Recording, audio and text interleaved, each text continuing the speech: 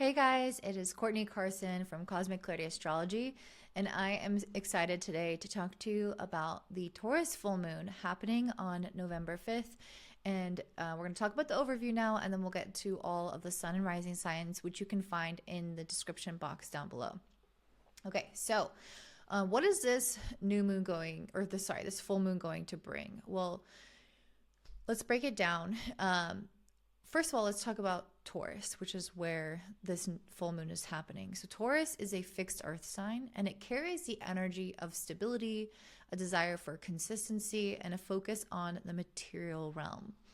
So one of the things that I think is like the prominent message, I guess, from today's full moon is a need for us to have a sense of fortitude right now, to have a feeling of endurance, perseverance, to be able to keep chipping away at a larger project or to overcome certain obstacles on a longer journey that we're on, and to think far into the future when we're making decisions today. This is really important because we might feel a little bit weary at this time. I think it's often at these times of the year that we can feel like things maybe, especially going with everything going on in the world, that things are maybe weighing a little bit heavier, or that we need to step up to the plate in some way and kind of keep going. So it's possible with Black Moon Lilith being so close to the sun in this configuration in Scorpio, there can be the potential for some comparison that goes on. And that can also happen with Venus opposite Chiron. We might feel a little bit of that me versus them mentality, or feeling like just again some sense of comparison, or maybe feeling on the outs somehow.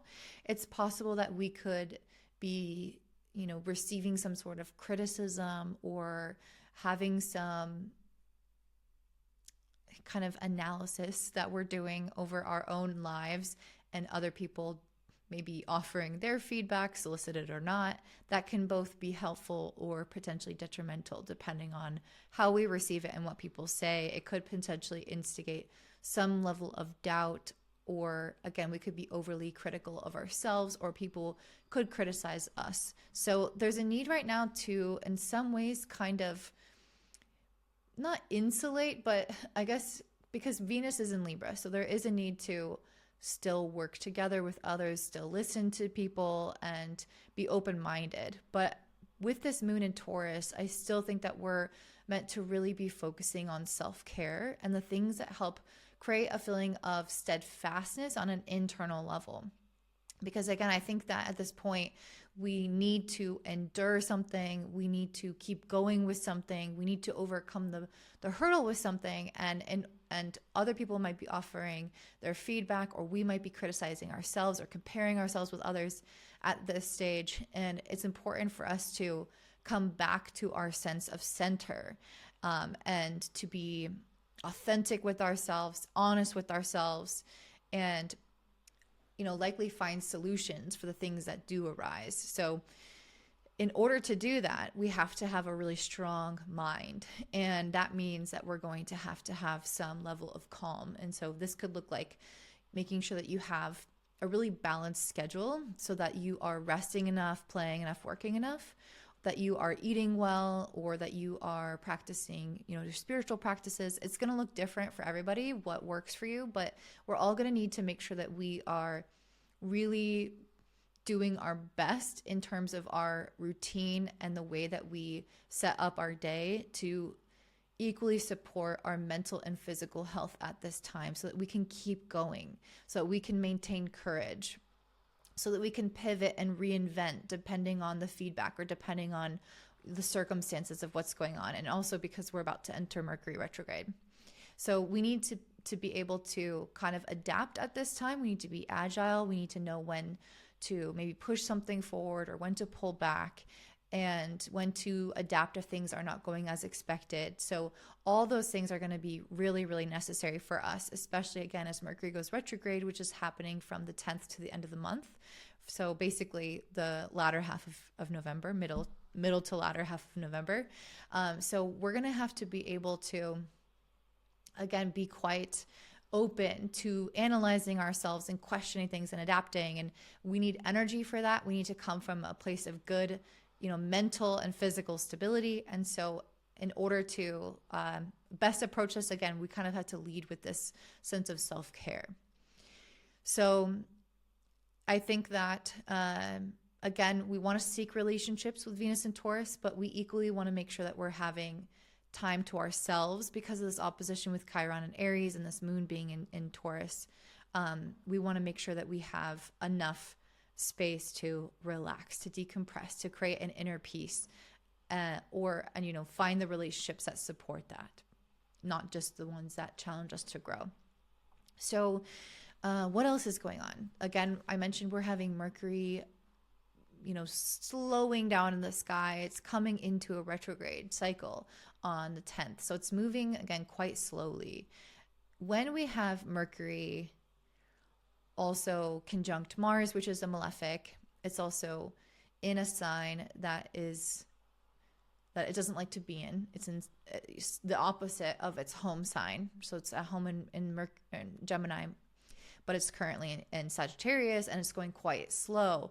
So basically all of these things, if an astrologer is analyzing the health of a planet, all these things are going to retract or detract from the health of that planet. So Mercury is a little bit dysfunctional right now. And then on top of that, it is sitting opposite Uranus. So I do feel like we might have a little bit more of a frazzled kind of state of mind because Mercury is our mindset. It's, I think, also going to help us in certain ways because I think it can help us, again, adapt and maybe get the bigger picture that Mercury in Sagittarius is often privy to. It's able to see larger themes, larger patterns. It's able to see, the different purposes or meaning behind things. It's able to get that bird's eye view to understand, why something is happening or why we should approach something from a new lens. And so I think that that's going to be really useful for us. But I do think that Mars being on Mercury and opposing Uranus and about to hit this retrograde period, I do think that that combination of qualities or things happening to Mercury can create a sense of feeling really frazzled. Our mind might have a lot of different ideas. We might be going through and questioning certain things, which is again very helpful right now, but we might feel a little bit kind of frayed at the ends and not really have answers to these questions that we're asking. Again, our mind can kind of be ping-balling back and forth very easily. We might have this sense of impulsiveness or even anxiety of being overstimulated. Maybe it's too much information online, for example, or maybe we're too busy, or we've jumped from one thing to the other, or we've been impulsive with something. But whatever it is, I can see our nervous systems kind of being kicked into overdrive. And so if you've been really busy or if your mind feels really scattered, again, with this Taurus full moon, we need to find ways to come back into our body, to come back into a level of consistency, of schedule, of, pacing ourselves, doing something bit by bit, maybe trying to focus best on one thing at a time, at least each day, having one focus that day, ways that we can ground ourselves.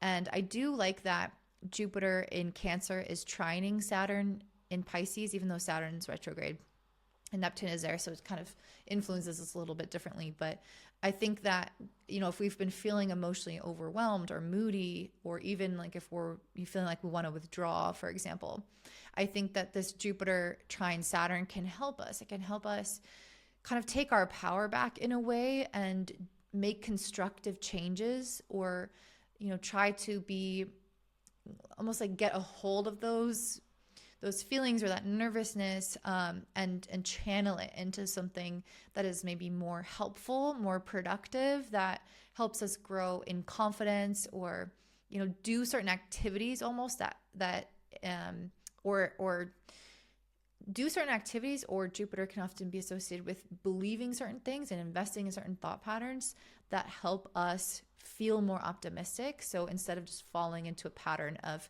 nervousness and scatteredness, what is it that we do that, again, grounds us or helps us overcome anxiety or comparison or uncertainty? What are the thoughts that we tend to think that help us, or what are the activities that we can do to make us feel better? And this can also jumpstart action to get out of maybe a feeling of malaise or discontentment or stagnation or even a little bit of depression, if that's something that we're going through.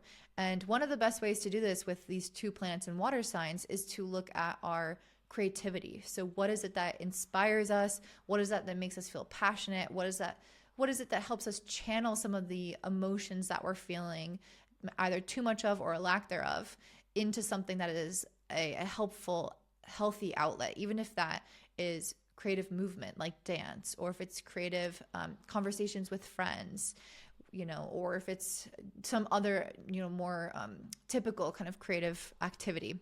So those are the things that I would really be honing in on right now. And being aware of this kind of tumultuous energy of Mars at 0 Sag opposite Uranus at 0 Gemini. This is the tightest aspect that we're having besides the full moon itself, the sun opposite the moon. This is the tightest aspect that we're having, and Mars opposite Uranus is kind of classic for a sense of like a little bit of chaos. So there's a number of things that Mars opposite Uranus can bring. It brings us a sense of kind of impulsiveness and impatience. It makes us prone to risky behaviors. It makes us prone to accidents. And, because we're not always making sure that we're fully assessing a situation, we can be quite daring and, again, quite impulsive and courageous. And that can lead to positive things, but it can also lead to accidents and mistakes as a result of not thinking things through. So on one hand, this Mars opposite Uranus can help us be courageous and adaptable. It can help us rebel against something that maybe we've been stuck in. It can help us be assertive or be direct or be brave or step up as a leader and be forward thinking and ambitious and kind of move and adapt quickly. But with Mars and Sag, we can also be on our high horse. We could be judgmental. We could be, again, kind of putting too much into risky behavior. We could be having a little bit of fear or anxiety or insomnia, a little bit too impulsive. So we kind of have to take the good with the bad with a placement like this. So I think, again, in some ways we need to capitalize on the benefits of Uranus, which is to help us be open-minded, to think outside the box, to adapt to the situations at hand. But we want to be careful of being so revved up that we're anxious or so revved up that we make impulsive decisions without thinking things through. And so I think the best thing that we can do for ourselves right now is think about what we can change, but doing so from an emotionally grounded place with that Jupiter and Cancer trine Saturn and Pisces.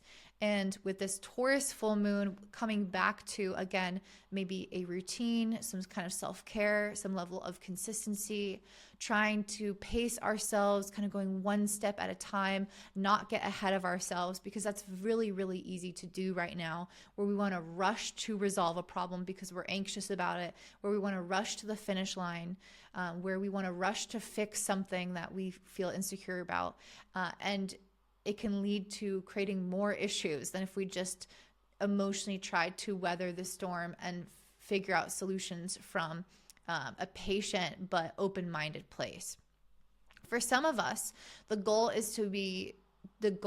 with a Taurus full moon is going to be finding a feeling of like stability. So, the Queen of Pentacles kind of energy, where we feel like we have money, or we feel like we have a sense of security, or that we are moving at a good pace with things, or that we are organized, or that we have our material needs met and are feeling the sense of achievement. So that is a very common goal of a Taurus full moon, is those are the things that we want to feel. But in order to get there, we have to embrace both moderation and peace, as well as the ability to change, to adapt, to transition, to embrace new beginnings or let go of old endings. And we have to do that from a place that isn't quite so extreme. But I will say the energy right now with this full moon does kind of promote extreme thoughts. And again, that is necessary in certain ways to embody a totally different mindset that will help us make a change and think outside the box. But we could go all in on that extremism, and if we're ungrounded, and again, make impulsive or risky decisions. So we want to temper that through a sense of patience and perseverance. So I hope that I'm making sense with all of this. And this is basically what I see for the overview. I think that the next full or the next new moon in Scorpio is going to be quite interesting with Mercury full on retrograde at that point. So we'll dive more into that in the next new moon video. And until then, make sure that you check out your sun and rising sign, and don't forget to like the video, hype the video, subscribe, comment down below, and share with your friends. All right, up first we have Aries rising and sun. This Taurus full moon on November 5th is taking place in your second house of finances. So I've been asking, what do we need to do to create a sense of security and fortitude? Because that's what a Taurus full moon is typically about, especially for you guys with this being in your financial sector and your sector of security and your kind of material, like the things that you own. So the cards that I got for, how can you have a sense of fortitude right now, I have the Five of Wands. And this is a card of competition. It can be this feeling of maybe needing to fight for something or defend something. And then we have the Ace of Pentacles and King of Wands. So having the Five of Wands come out first, to me, indicates that there might be some type of way to put yourself above the rest when it comes to being considered for some kind of financial opportunity with the Ace of Pentacles. So this financial opportunity could be something like a loan, or, get like for a mortgage, for example, or maybe it could be a raise, or it could be for a job, or it could be, if you have a business, it could be competition above other people within business, within the same field. So there's something going on here around making yourself stand out, making yourself maybe appear more attractive in some type of way to outshine the competition, to get some type of opportunity, like to attract some kind of opportunity. And we have the King of Wands. So I think part of this is also going to come from a place of being sure of yourself, being quite confident, again, self-assured, and feeling like I deserve this thing. I have the qualities for this. Like there is no reason why I shouldn't get X, Y, and Z thing. I do wonder if you guys are going to feel a little bit kind of like jacked up on energy almost, because your planetary ruler Mars is in Sagittarius, so it's in a fire sign, and it's also opposite Uranus. Exactly. So there's a lot of stimulation when Mars is in a fire sign. Since this is already a fiery planet, it can be moving quite quickly. And then with the opposition with Uranus, you guys might be a little bit predisposed to act rashly or impulsively. And what I will say is we want to avoid kind of extreme reactions to things, or diving straight in without any consideration or any thoughtfulness, or, having some sort of reckless abandon. We want to kind of avoid that. But we do want to capitalize on this Mars energy of thinking outside of the box. And for you guys, I pulled the Metamorphosis and the Transcend and the She Who Becomes card. And so to me, this is indicating this Uranian quality of being able to adapt and change and think about something differently. So there's something about maybe your sense of direction. Maybe you look in opportunities, in places that you never considered before, or maybe you approach the same opportunities through a different lens.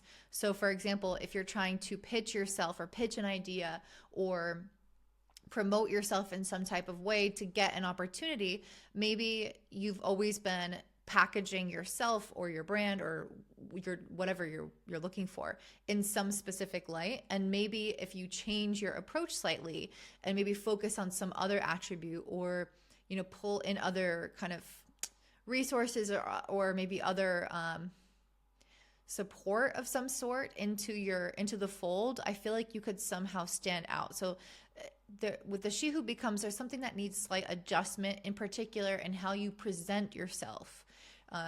Because I do feel like there's something here around competition where you have to be chosen for something. And I feel like you can really present yourself in a better light by trying to, by thinking about things differently. I also think you might move really quickly. So again, it is okay to move quickly, to adapt quickly, but we don't want to be impulsive. And I think there's a kind of a fine line between those two energies. I also pulled the Three of Cups and the Chariot. Yeah, 10 of Cups and the Page of Swords. So the Three of Cups and the Chariot to me represents somebody who is, first of all, I think celebrating your wins. And I kind of talked about this as well with the whole energy of being confident and leading with this self-assuredness. This mixed with the Chariot, I can see you guys needing to have kind of decisive action. And again, with the Three of Cups, almost like really celebrating yourself along the way. So almost from like this place of like, I know I'm going to get this. And then we have the Ten of Cups and Page of Swords. So this is the keeping your eyes on the goal, but also being willing to learn more or communicate something about how you feel really directly. Not how you feel, but like what you want. This is, you know, someone being able to adapt and integrate new information as things come along. So all kind of repeating the same message that I have for you guys. So I kind of want to pull one more card. Let's just see. So any last piece of advice for Aries? I mean, it's possible you guys could, you know, buy or sell something. Again, some kind of new approach to maybe finances or things like that. So liberation. Yeah. That's the same energy as Uranus, is a desire for freedom, the desire for movement. So whatever it is that you're trying to do here to create more security, the ultimate purpose with a new full moon like this is to have more liberation, have more freedom, have more independence. So this is, again, that's what we're moving towards. And so having your sight set on that can actually be quite helpful because then you are able to maybe do the things required of you to stand out, to be different, to get the money or the security that you need to be able to have that freedom. So that's what I see for you, Taurus. I hope, or Aries. I keep wanting to say Taurus. So I hope this is helpful. If so, let me know in the comments down below. Don't forget to subscribe, like the video, hype the video, share with your friends. I'm trying to grow my channel, so I appreciate your support, and I hope you have a beautiful Halloween, which is when I'm recording this, or any days after that. All right, up next we have Taurus rising and sun. So for you guys, this Taurus full moon happening on November 5th is going to take place in your first house. This is obviously a big time for you guys because it is a full moon in your first house, and it is representative of your kind of personal energy. So Taurus, you have a natural inclination towards consistency, towards building security, or that's part of your soul's kind of mission in this life, even if it's something that you're still developing. And so part of this full moon is going to help you in that direction. But it is an interesting time where there might be certain things that challenge us, that test us in our endurance. And so I wanted to ask the cards, what exactly do you need to do to build a sense of fortitude at this time? Which you should, again, have innately, but you might be starting to unpack or realize different aspects of your personality in order to step into this kind of fortitude. So we have the Seven of Cups and the Judgment. So to me, the first thing that comes to mind with this is to kill your darlings. And what that means in this instance is to understand where you need to focus your energy, where you might need to cut things out or sacrifice the sense of options in a way to get clear on what it is exactly that you want to create for yourself and what you want to manifest for yourself. Because if you have too many irons in the fire, I could see you having diminishing returns. And we can kind of see this also with Mars at this time opposite Uranus. There's a lot of intense energy and from this placement, and the potential for us to feel quite scattered and overstimulated. Like we want to put out a million different fires, or we have a lot going on, or, you know, we want to tackle everything at once.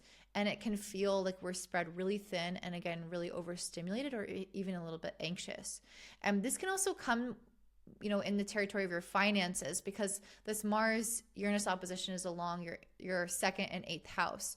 So this could indicate, you know, the potential to have maybe somewhat impulsive or erratic spending, or to make sudden changes to your finances. And it can be okay to rethink and adapt your finances or your purchases and whatnot to what's going on right now. But we don't want to, again, kind of spread ourselves thin in a way, or not make intentional choices. So even though we could create change, we don't want to have impulsivity drive this change. So kill your darlings, or create focus, create intentionality in what you're trying to build for yourself. And again, that also relates to your finances. So any other messages, Spirit, around fortitude? Your planetary ruler is also, Venus is in Libra, but it's also kind of going through a bit right now. It's opposite Chiron, for example. So I do wonder if you guys are, I mean, it might not be super influential because it's kind of a little bit of a wider orb, but Venus opposite Chiron can indicate that we're kind of having to battle or move through certain levels of insecurity or uncertainty and self-doubt. And we might feel like we have something to prove sometimes when we have a Venus opposite Chiron transit going on. So if you're experiencing that in the background, just know that that feeling is normal, and it doesn't mean that you're doing anything wrong if you are trying something new, for example, that you're not doing anything wrong right now. Okay, so what else to create fortitude? We have the Four of Swords and Six of Swords. So these cards to me are saying, and I think this actually goes really well with what I was just saying, because this Venus opposite Chiron, Venus is in your 6th, Chiron's in your 12th. So part of what Chiron the 12th represents is that when you get anxious, when you get insecure or start to doubt yourself, you need to rest. And this rest and reflection is going to smooth the waters for you. So we can get into these really mentally choppy waters and think that we have to think our way out of them or problem solve our way out of them. But in reality, with a chart like this, what you want to do is rest your way out of the problem, because you might be just pushing up against, not having enough time to decompress rather than an actual issue. Because sometimes anxiety and uncertainty and all this can just simply be an indication that you're too tired to have the stamina and the confidence to keep going. So another way to have fortitude during this time is for you guys to just take it easy and not put pressure on yourselves at all times to be productive. And for Taurus, that means doing something little by little. That's a really big part of this new moon or full moon. I keep wanting to say new moon.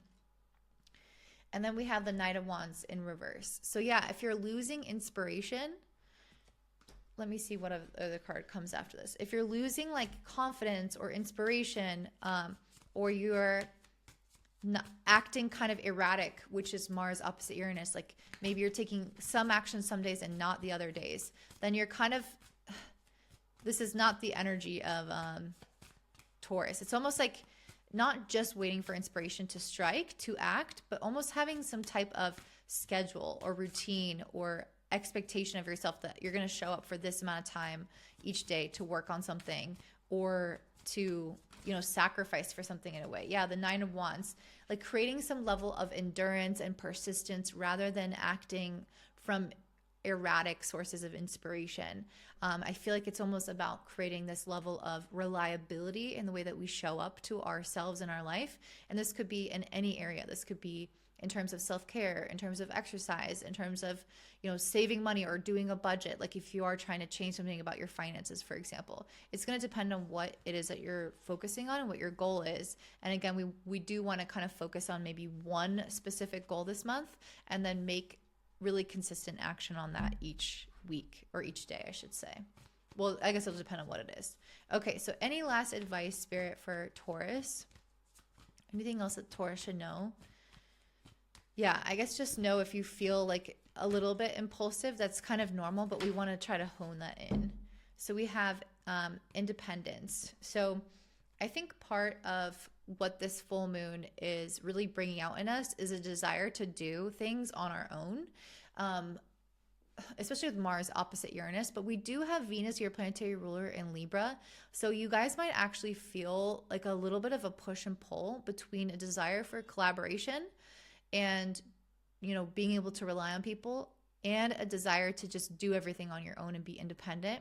So because of this mashup of energy, I almost feel like it's weighing a little bit more towards independence, but you might want to find a balance between these, essentially, is what I'm saying.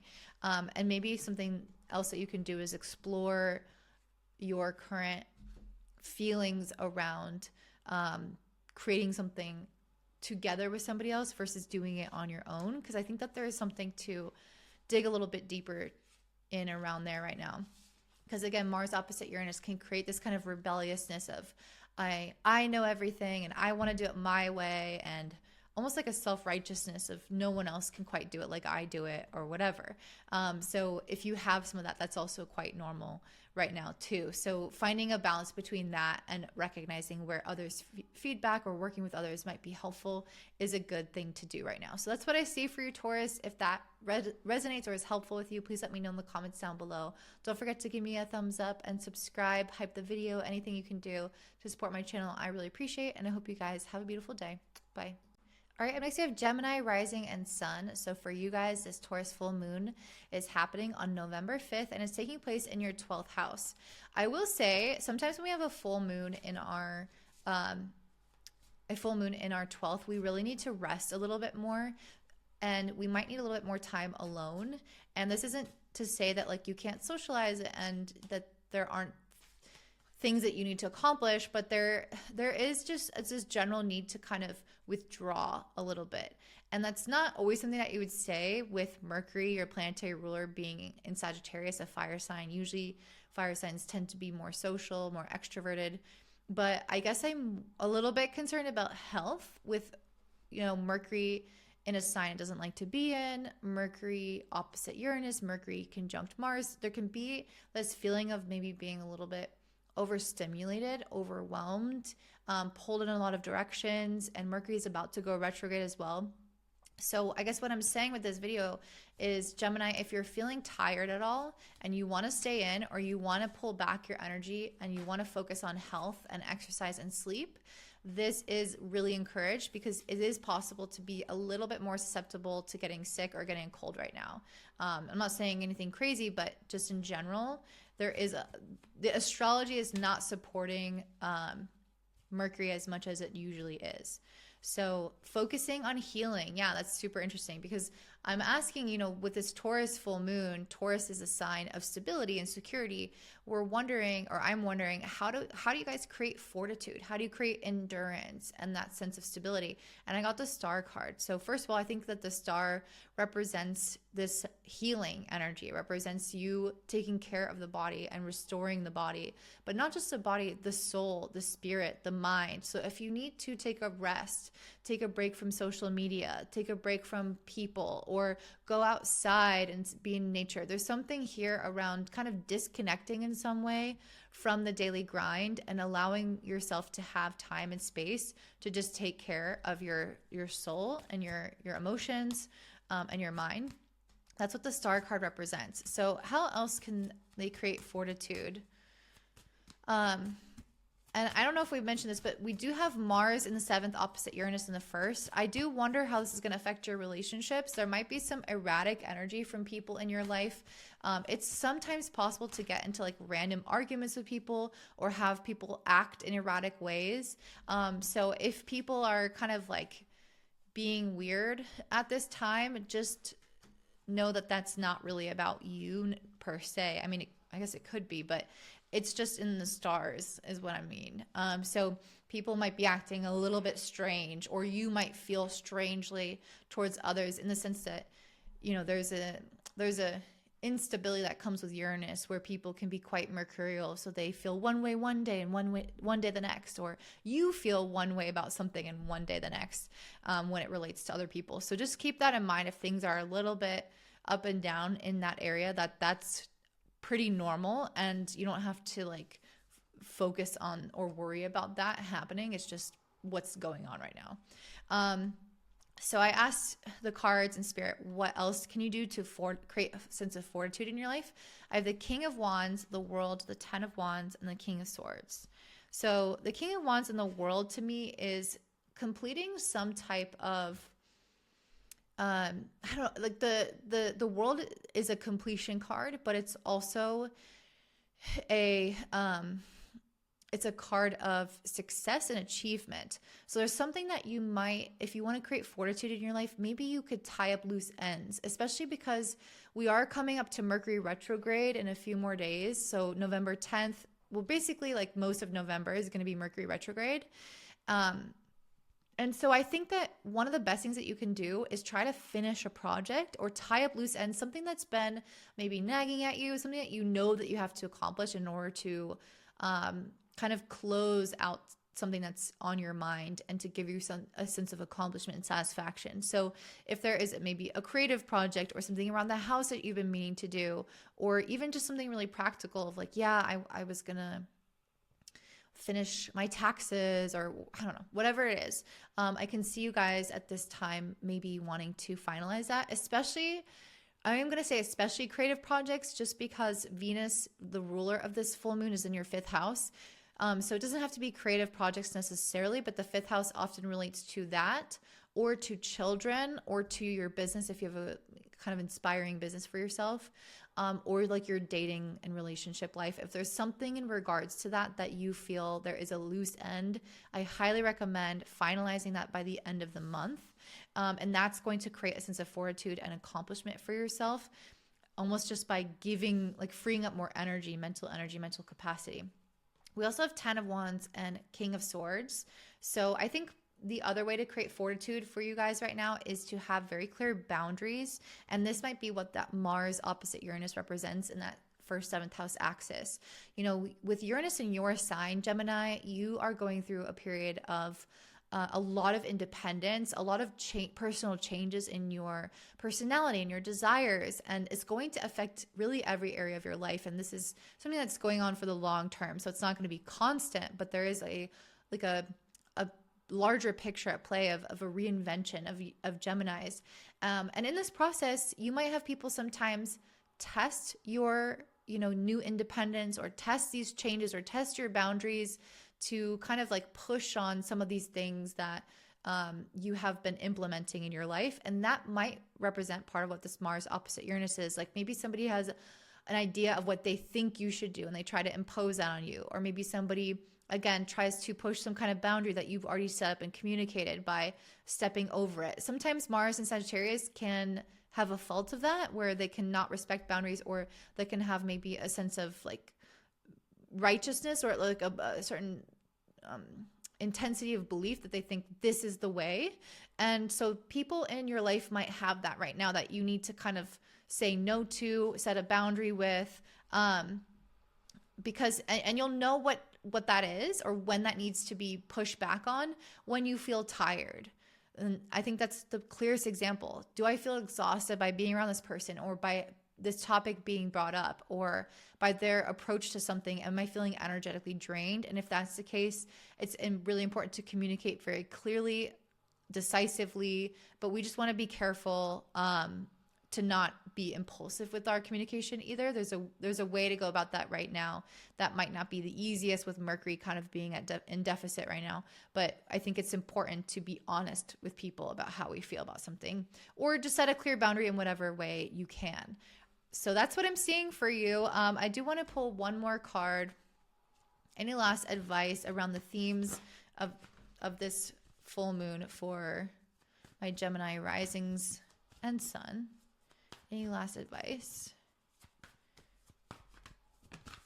So we have the truth. Yeah, I mean, if that doesn't literally say exactly what I was just saying, I think it's important to be honest with yourself, be honest with others. And there's a way to do that that isn't going to tear people down, hurt people, or, with Mercury opposite Uranus, like we want to be really frank and really honest, but sometimes that Mercury opposite Uranus can be like no filter, impulsive, not irrational, but reactive. We want to come at people with a truth, but we don't want to assault them with the truth. So that's what I see for us, Gemini. I say us because I'm a Gemini, and I hope that this resonates. If it does, let me know in the comments down below. I would really appreciate any way that you can support my channel. So there's a new thing called hyping the videos. If you want to give some of your points to me, to like the video, subscribe, and especially more than anything commenting, because I really love reading all the comments. Not the mean ones so much. So if you have something mean to say, feel free to go on your way. But if you want to subscribe or anything like that, I really appreciate it. And I hope you guys have a beautiful day. Bye. All right, up next we have Cancer, Rising, and Sun. This Taurus full moon is happening on November 5th, which I believe is, if you're in the UK like me right now, I believe that's Guy Fawkes Day or Hawks Day. Let me know in the comments below if you're from here. But anyway, interesting to have a celebration day on this full moon. So this full moon is in your 11th house of belonging, of future aspirations. And one of the questions that I'm asking is, what do you need to do to create a sense of fortitude? Because Taurus, as a fixed earth sign, is extremely strong. It has a stubbornness which helps him endure and to last the test of time and to consistently move forward despite, you know, the ups and downs of life that come with ebbs and flows. And so that's our ultimate goal here. And that might especially pertain to, again, your kind of community and your goals. Maybe there's something in those areas where you need to have a greater sense of fortitude at this time, or where you have an opportunity to create that at this time. So I'm just asking Spirit what is going to bring that for you. Okay, with the World and the Nine of Swords. We also have the planetary ruler of this moon, Venus, in Libra in your 4th house. So there might be something here around kind of self-preservation or preservation of energy or resources that comes into play with the ruler in the 4th. That can represent saving money, saving energy, saving time, needing to be maybe more efficient or balance kind of external life with internal life, or, you know, work and family, emotions and aspirations and ambitions. There might be some need to have more balance here, which might not always be so easy to do, but that is probably part of the story here around creating fortitude, is by looking at that. Okay, anything else, Spirit, on how Cancer can create fortitude? So, okay. So we have the World and the Nine of Swords here. So I feel like part of what this is saying here is that there needs to be some kind of, like I was just saying in the previous group, the World represents a completion, a feeling of success. And then we have the Nine of Swords, which is a card of anxiety. And then the Three of Swords. I wonder if these all go together. I know this is going to sound weird because people always say this and I'm like, what? Do I even believe that's a thing? But I wonder if there's almost a fear of success here. With the World, the Nine of Swords, and Three of Wands, it's almost like, I don't know, I feel like there's, so, and this might make sense with Chiron being in the 10th house, opposite Venus, the ruler of this moon. There might be something here around the anxiety or the fear of putting yourself out there, of being visible online, of being public, versus the desire to be comfortable and secure and within your own energy and your own home and your family or whatever feels safe for you. Yeah, new beginnings. I feel like there's something new with the Three of Wands that you are meant to do. Like you're meant to be reaching out into the world. With this full moon being in the 11th house, this is a very public facing house. It's social media.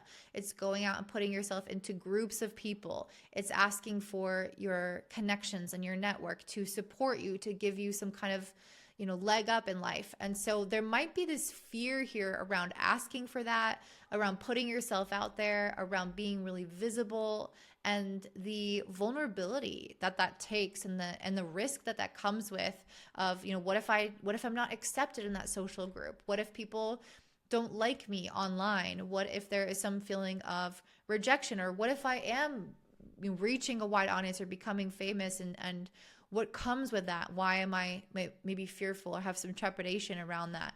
There's this feeling of like, okay, something is trying to ask you to push beyond your current horizons into new territory. Again, more so out in the world rather than in your comfort zone.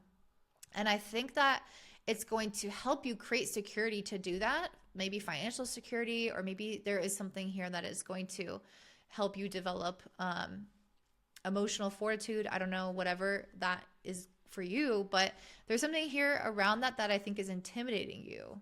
And so part of how you are meant to create fortitude for yourself is to feel the fear and move forward anyway.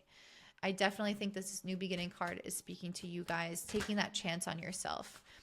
The Chariot, absolutely. This is a card of willpower. And this makes a lot of sense. With Mars and Sagittarius in your 6th house, this is about moving things forward in your career life, taking some kind of like risk or chance. And this Mars is opposite Uranus in the 12th. So again, you guys might feel this kind of push and pull between taking some kind of risk and trying something new versus the things that brings up for you, the fears, or maybe the desire to maybe stay hidden in some way. And this might be more nuanced for you in particular, but for the collective, there's something here where you guys might need to like get more of yourself on board, because I think that there might be some inner resistance that's holding you back. And this Chariot card is saying to use your willpower, balance your masculine and feminine, align yourself with this goal and this intention to try something new and put yourself out there and to take some chance.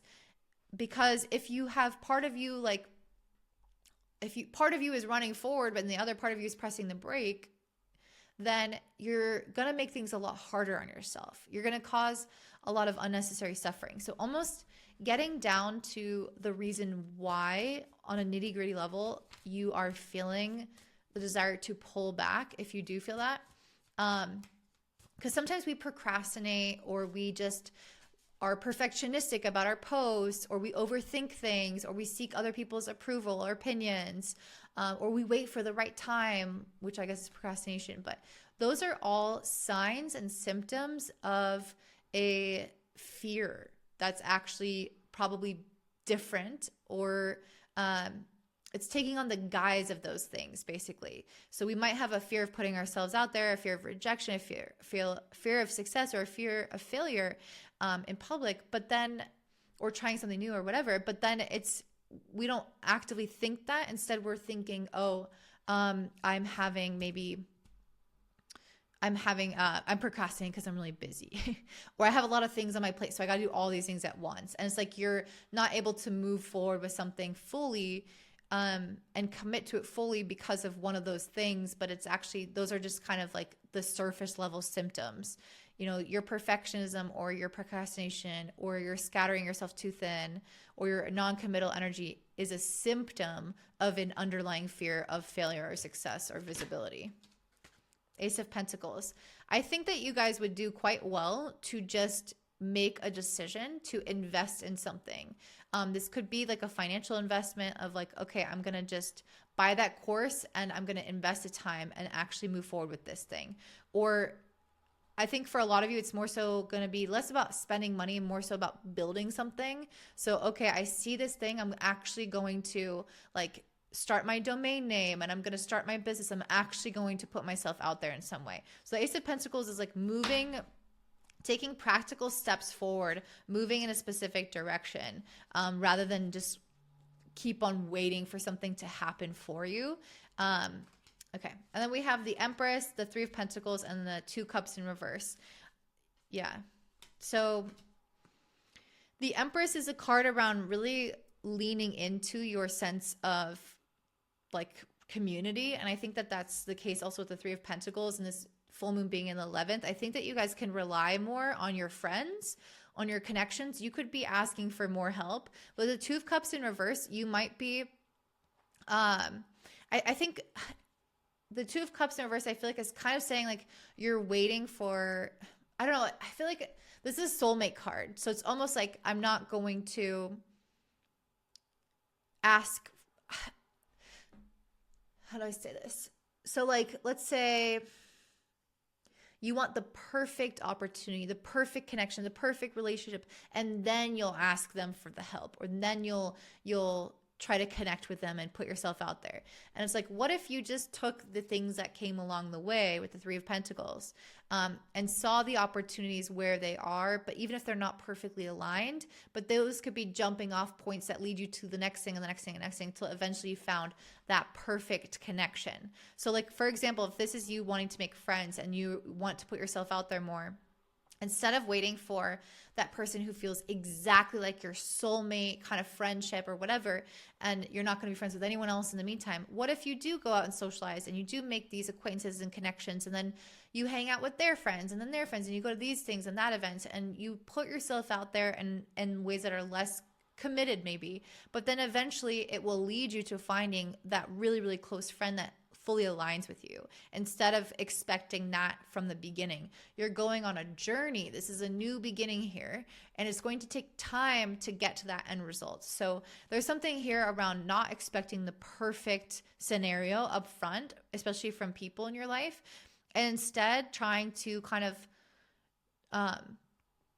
like trying to leapfrog from opportunity to opportunity, continuing to up level. What do they call it? Monkey branching or something. And this card with these ants really reminds me of ant life. I don't know if you guys have seen that, but there's this feeling of is it Bug's Life? I think it's Bug's Life. But yeah, there's like these ants in there, and then one of them has these genius ideas and these new innovations, and he's kind of like made fun of and not accepted by the community, but then he ends up finding his place and being integrated and being really essential to the well-being of his community. So there might be something along that storyline and that story arc of you guys maybe feeling like you haven't quite found your place with something, and you have to kind of test things and try things on and overcome certain hardships and hurdles and things along the way till you find that period of integration, till you find your community, till you find that sweet spot of whatever it is that you're looking for. Even if this is something online. So that's what I'm seeing for you, Cancer. I hope that resonates with you. If it does, if it helps you in any type of way, please let me know in the comments down below. I'm really trying to get my channel out there, so I appreciate your support with the subscription, with hyping the video, liking the video, and the most of all, the comments, because I really love to connect with people on the other side of the screen, because I am talking to my computer and it is a weird experience. So I appreciate seeing or hearing people on the other side, and hope that you guys have a beautiful day. Bye. All right, up next we have Leo rising and sun. So for you guys, this Taurus full moon is happening on November 5th, and it's taking place in your 10th house of career. So what I've been asking is, what do you guys need to do to create a sense of fortitude? Because as a fixed sign, a fixed earth sign in particular, Taurus is all about creating stability. It's about consistency. It's about this feeling of being able to endure and persist and achieve certain goals or get to certain destinations in our life as a result of that level of showing up consistently day after day. And so I'm asking Spirit, what do we need to do? What do Leos need to do to create that sense of fortitude in their lives? For you guys, this is a fortitude that needs to develop in your career. And with the ruler of this moon, Venus, being in Libra in your third, I almost feel like there's something here around needing to trust your own ideas or your own instincts or your own voice, your own writing, your own concepts here. With Venus and Libra opposite Chiron in Aries in the third, ninth house axis. Venus is in the third, Chiron in the ninth. I just feel like there's something here around maybe other people kind of getting in your head a little bit potentially, or needing to be able to be open-minded but not losing your own instinct and your own trust with yourself and your own truth. So there's something here around being able to be influenced, but also being able to hold your own when necessary, and knowing where that boundary is and that line is. And sometimes with Venus opposite Chiron, we can get insecure. And so sometimes we might be overly susceptible to what other people have to say because we're insecure, uncertain of ourselves. Or, at times we may do the opposite, where we're prideful and we feel like we know everything, as actually it's coming from insecurity that we defend ourselves too much and aren't open to new ideas. So it kind of depends on where you're falling on the scale of things, but that could potentially come up right now for you guys. And this is likely going to be related to people within your career, like hierarchies, like authority figures. It could be related to your goals, your sense of direction, even your parents. Those are going to be common themes that could potentially come up. Okay. So we also have Mars opposite Uranus. I'll talk about that in a second. Okay, so when it comes to creating fortitude for you guys, we have the Hierophant and the Four of Swords. So it's interesting because I feel like the Hierophant speaks to the authority figures that I was just talking about. The authority figures like your parents, like in the government, institutions, media, your boss, people who have power in some way. The Hierophant can represent wanting to do things like people tell you to do them, things that are previously established, things that are acceptable to society. And with Mars in the 5th, opposite Uranus in the 11th, I think part of what you're meant to be doing right now is probably rebelling in some way against that typical authority figure or notion of how something should be done. So there might be something here where you need to kind of push back against the narrative that other people are pushing on you. So yeah, there's just something here around that of like coming up with your own unique way of seeing something or doing something, challenging the status quo, and not allowing your insecurities or your uncertainties around your ideas to get in the way of your own ability to like know what is true for you or for life, and your own innovation as well. Because if you doubt yourself and your different opinions, you might never innovate in the ways that we need from you. And with the Hierophant and the Four of Swords, this represents like sleeping on the advice of others that is accepted. So this doesn't mean that you completely ignore that advice. I think it is a balance here because we do want to be open to things that can really work for us, but I think we also need to make them our own. And so with the Four of Swords, this is a card of contemplation and really sifting through the information that you're receiving from the media, from, again, external influences that have some kind of authority. You want to sift through that information and find what really works for you and integrate that in your own way into your life. So that's part of how you can create a sense of fortitude with your sense of direction in your career. The second way is with the Six of Cups and the Six of Wands. 2 sixes, which is interesting. And sixes in numerology, I believe, relate to things like home and like the sense of kind of like family and whatnot. So that might be somehow related to this. 6 of Cups can also indicate that with our like children and childhood. There could be something going on with that.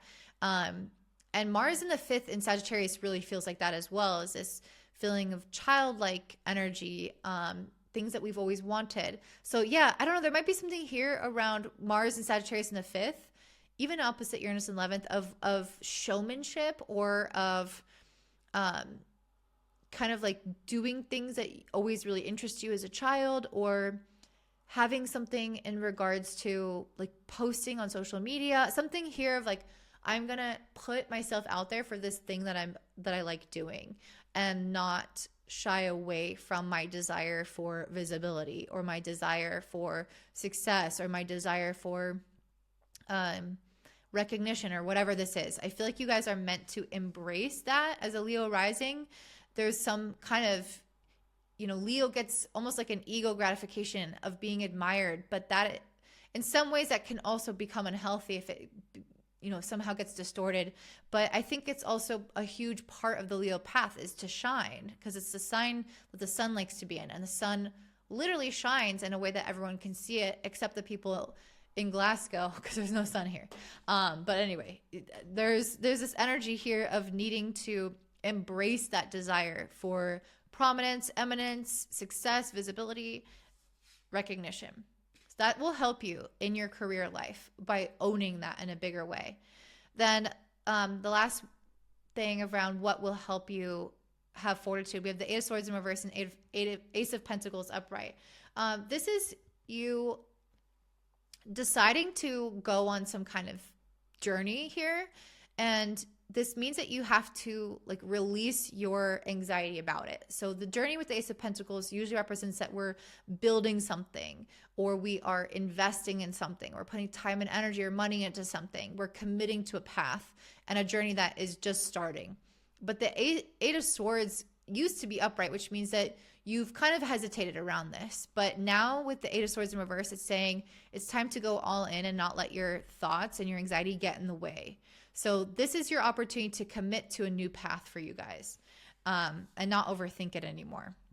We also have the illusion cards in reverse. So again, I feel like this really speaks to, what is truth and what is an illusion. And sometimes other people can have really, really strong ideas of what is true. And this is part of the problem with Mars and Sagittarius, is that I think people can come off as really strong right now, as if they know what is right for you, for your life, or just right, or what is truthful in general. And sometimes those things are subjective. And this illusion card is saying, trying to figure out what is the illusion, what you want to believe versus what is actually true, what people are telling you versus what you think is like intuitively right. There's going to be a balance here between all those things for you to kind of suss out what is truthful, what is honest, what is real. That might be a journey for you guys right now. So that's what I'm seeing for you, Leo. If this is helpful or resonates, please let me know in the comments down below. I am trying to grow my channel, so I appreciate your comments. I appreciate your liking the video, hyping, subscribing, sending it to a friend. Any way to support is definitely going to go a long way. So again, thank you so much, and I hope that you guys have a beautiful Halloween. Bye. All right, I'm going to see Virgo rising and sun. This Taurus full moon happening on November 5th is taking place in your 9th house. And the 9th house has a lot to do with some type of personal growth. And I feel like for you guys, there is maybe a need to stabilize in terms of your faith, your beliefs, your growth, your sense of optimism, your certainty with something in life, and maybe even this could potentially relate to something in regards to studies or travel. So let's go ahead and break down what this means. So this Taurus full moon is really about creating some type of fortitude for ourselves, because as a fixed earth sign, Taurus really needs to have consistency. It needs to have endurance. It needs to whittle away at its goals day after day in small chunks that are reasonable quantities, and slowly kind of build towards something. With this being in the 9th house, again, a part of what you're meant to be building towards is some type of higher vision, higher purpose, something that restores your faith or makes you feel like you are growing and expanding some element of your life. And so I pulled some cards as to what it is that we are needing to do to create that sense of fortitude. But before I do that, I did want to mention that Venus, the ruler of this full moon, is in your 2nd house of self-worth and finances and like your material possessions. So there might be something around those things specifically that are going to play a key role in this transformation for you guys. So maybe you are to create that sense of optimism and belief. Maybe it stems from building up self-worth. Maybe it comes from making more money, or maybe it comes from selling something that's holding you back and keeping you stuck. Maybe it comes from, again, liberating yourself from the inner critic. It's going to vary from person to person, but there is something around kind of being self-sufficient, being able to build yourself up and take chances in life, that is going to come from this Venus in the 2nd. Okay, so what's your advice for creating a sense of fortitude? We have the Queen of Cups and Queen of Swords. To me, this is somebody who balances their intuitive side, their compassionate side with their emotional side, with their logical side, with their boundaries, with their their mental and rational approach to things, and kind of no BS part of things. So if you have been somebody who only does things because you feel like it, or maybe if you've been overly logical and you push yourself even when you're tired and you're out of sync with something, I think that this is the universe saying that it wants you to have a more balanced approach, where you are taking into account, what period of time this is in your life, what time, like how are you feeling energetically, but then also it wants you to take into account, your goals and your commitments and the things that you said you were going to do. So having a balance between these where you're not overriding your needs, but where you're also not only listening to what feels good in the moment. So something around that of having a better balance. And I think this could also indicate, you know, not like listening to your intuition and your feelings, but not investing into them 100%. Because if you have a thought that I'm not, or a feeling that of insecurity, or feeling like you're not good enough, or feeling like you're behind, or anything like that, then you might, if you immediately put stock into that, you might slow yourself down. So it's like questioning your own thoughts, questioning your own assumptions in that way. The second set of cards we have is a Devil in reverse and the Judgment upright. To me, this is saying that part of how you can create fortitude is by leaving some kind of cycle of some attachment or limiting belief or an addiction. So something that is holding you back and that you're using as an excuse to prevent you from, again, growing, which is what the ninth house wants, and taking chances on yourself. So the Devil in reverse can be that you have a limiting belief about, you know, like that you shouldn't do those things, or that you're not capable of certain things. Or again, maybe you are drinking and so the next day you don't wake up and work out like you said you were, like these examples. So this with the Judgment card is having some kind of spiritual awakening almost around how you've limited yourself and how you've let the small inner critic take over at times. And this full moon is about you finally being able to overcome that resistance. We also have the King of Cups and the Moon. So I feel like part of what helps you overcome that resistance is becoming aware of like what drives you emotionally to feel the way that you do. There are things with the Moon here that subconsciously influence your moods that might get you down, that you're not really aware of. Again, maybe something subconscious or unconscious. And so it's about kind of bringing light to those things, or at least just not being driven by them, having more of a sense of autonomy over your own feelings, I guess. So we also have the Eight of Cups, the Eight of Swords in reverse, and the Five of Pentacles. So I feel like you guys are meant to be walking away from this feeling of being I mean, I'm just saying in a bunch of ways, but being anxious and feeling like you can't move forward because of that. You're meant to be walking away from that and leaving those feelings behind. With the Five of Pentacles, this is a card of lack. And this is where you are seeing a scarcity rather than opportunity, rather than abundance, rather than hope and optimism. So I feel like you guys are changing that mindset, and you're meant to be seeing, you know, how can I make this work? How can I find opportunities to grow this, rather than looking for ways that it can't work. And I see that with the Rebirth card, the major theme of what's happening here for you guys is this transformation of your self-worth, of what you feel like you're willing to take chances on, and leaving behind maybe an older or outdated version of yourself that played things a little bit too small. We can also see that with Mars in the 4th opposite Uranus in the 10th.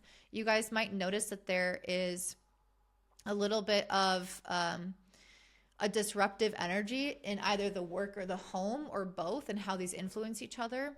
And so this is a time, I mean, that was one message, but the second message, that this is really a time to be getting out of your comfort zone. And this Mars opposite Uranus can play a really big role in this, in helping you change up your lives, and maybe change something about your routine, or like your physical home environment, or you know, these emotional patterns and these comforts and like attachments. There's something about that needs to change, because you might get in some kind of rut, like, oh, I'm always going to the gym at this time, and I'm always like talking to these people, and I'm always eating these foods. And there's something quite habitual about the 4th house that I think you guys are meant to be breaking out of. But again, a completely separate message is there could be some erraticness within family members, or with finances, or with homes, where you have a sudden change or sudden move, but that's just like its own message. So that is what I'm seeing for you, Virgo, rising and sun. I hope that this is helpful, and I would really appreciate if you commented something in the comments down below. Anything to promote my channel is going to be really, really appreciated, because I'm trying to grow. So if you want to like the video, subscribe, hype the video, share with your friends, comment, any of those things, I would sincerely appreciate. And I hope you guys have a beautiful day. Bye. All right, next we have Libra, rising, and sun. So for you guys, this Taurus full moon happening on November 5th is taking place in your 8th house. And Venus, which is the ruler of this full moon, is your planetary ruler. And it's in your 1st house right now. So my Libras, I feel like you guys might be going through some time of like self-inventory, examining your self-perception, self-concept. This could be through the lens of relationships, seeing how other people are treating you or your dynamics with others. This could be through the lens of your physical body, like noticing how you feel in your body and how confident you feel. This could be in terms of how you feel when putting yourself out there, and how how you feel when you're perceived, and like what people interpret with you, like how they see you as a person or what they think about you. So yeah, there's just something going on related to that. And with this full moon being in the 8th, it might be a time where you're looking at those things and needing to find a greater sense of security or fortitude, because a Taurus full moon, Taurus is a fixed earth sign. And so there's something very stable about Taurus, and a Taurus full moon is going to ask us to create even more stability, even more consistency. And in this instance, I think that it's calling for us to have endurance, to have a strength of character, a strength of will, to keep going, to overcome challenges. And for you, I think this relates to the self. Again, maybe self-worth, self-confidence, issues in relationships and how you play a role in that, or again, people's perception of you. All those things that I mentioned, there's something here where you need to create fortitude around those things. So I'm asking Spirit, what do you need to do essentially to create fortitude here? So we have the 5 of Swords in reverse and the 4 of Cups. Anything else, Spirit, around what to do to create fortitude? The 8 of Wands. Maybe just a few more cards. Yeah, it might be easy sometimes to feel like insecure, or to compare yourself to others, or to have relationships make you feel maybe a little bit more sensitive, more tender right now.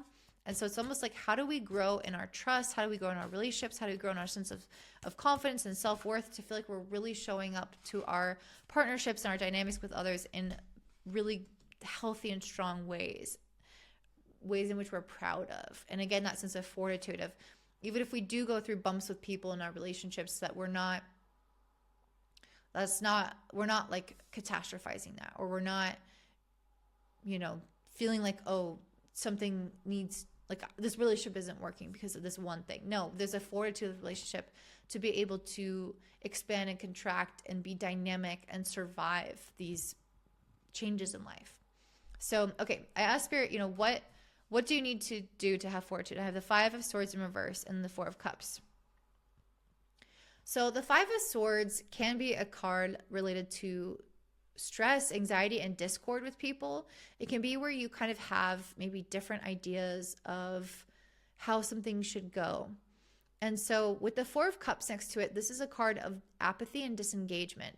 So I actually almost feel like part of the message here is to not let things get you riled up. So like, let's say, for example, you are a business owner, or you're post on social media. Maybe this is you putting yourself out there, and then people kind of are mean to you in the comments. And it's like, just let that roll off your back.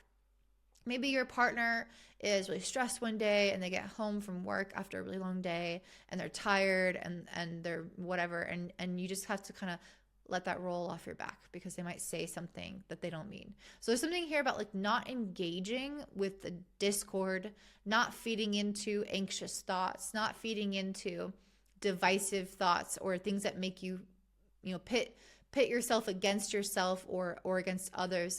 This feeling of like, let's just disengage with the things that are causing stress. This could also be online, like not engaging with material online that is making you overwhelmed or making you stressed, making you anxious. So there's something here of like not feeding into the discourse or the discord that is not supporting you in life, either in your relationships or online or in your dynamic with yourself. So that's going to create a greater sense of peace, because with the moon in a full moon in the 8th house, this is a house of crisis.